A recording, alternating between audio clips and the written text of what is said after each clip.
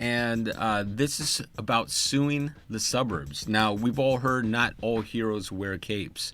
Well, guess what? We've got a new local hero, and their group name is called Carla, and hopefully I get this right. It's the California Renters Legal Advocacy Group.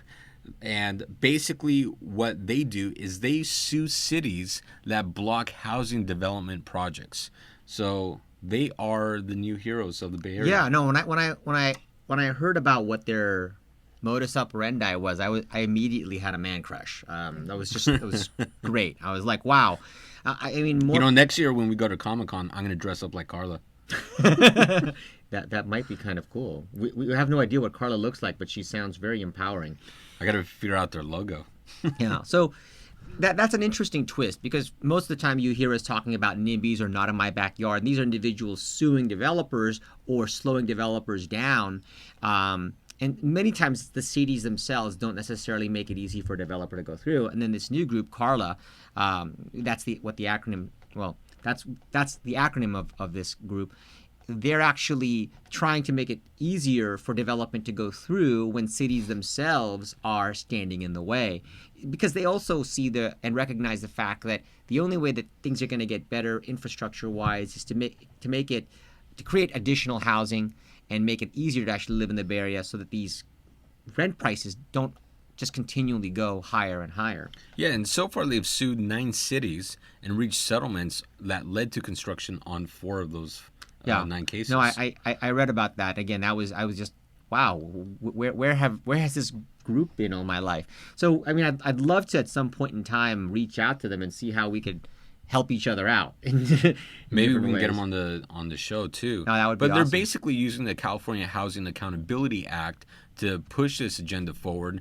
The most recent one, those Altos, basically stopped the construction project because it's not in line with the quote from the mayor is, "This project would result in a 5-story building surrounded by 2-story buildings, which goes against our general plan and is completely out of character for our downtown aesthetic." I mean, at some point, you have to throw aesthetics out the picture and really just build housing and get people into housing. I mean, Let's put that in perspective. They're citing aesthetics, right? So let's put things in perspective. You own a building. In fact, if you want to paint your building a specific color, nowadays the laws are written that you actually have to get the permission of your neighbors and the city to sign off. And although I understand that it's to prevent things from like having really crazy looking colors that are totally out of line with the neighborhood, like polka dots, people use this and they abuse it. And you'll even see the city right there quoting that exact, or citing that exact example, saying, hey, it doesn't fit the rest of the look of the city. When again, this is something that could easily be changed if it actually is a real issue. Like, in other words, if the developer was making such an outlandish looking property, which probably isn't the case, or had a paint scheme that was like polka dot purple, then maybe the city could, actually cite that and then just have them change up the color scheme a little bit, or even move parapets around.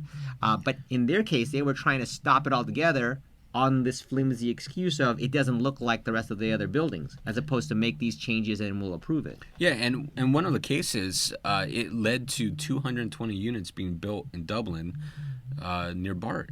Yeah, and that's a huge win for people trying to live in the Bay Area and find affordable rent, because more units makes it more affordable. Now, what's surprising is that they're using the California Housing Accountability Act that was actually enacted in 1982. Mm-hmm. Why more people are not suing, or why more groups are not suing cities using this, I don't understand.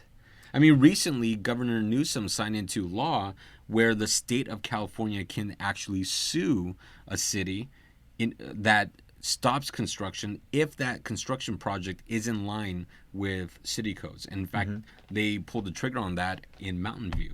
Oh, wow. That's crazy. In fact, I know that, SB 50 is back on the ballot next year, right? To